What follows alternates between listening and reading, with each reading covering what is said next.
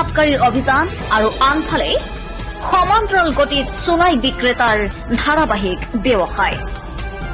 প্ৰশ্ন হয় খাকী পোছাকধাৰী অন্ত পেলাব পাৰিবনে সমাজৰ এই বৰবিহ চুলাই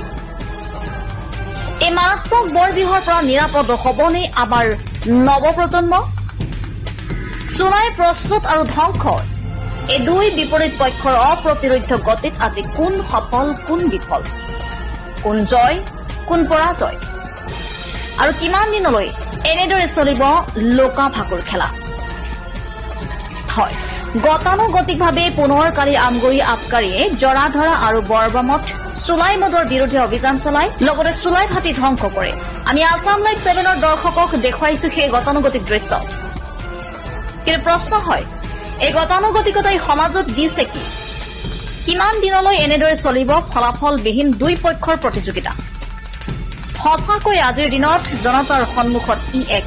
বৃহৎ সাঁথৰ news desk report Assam live 7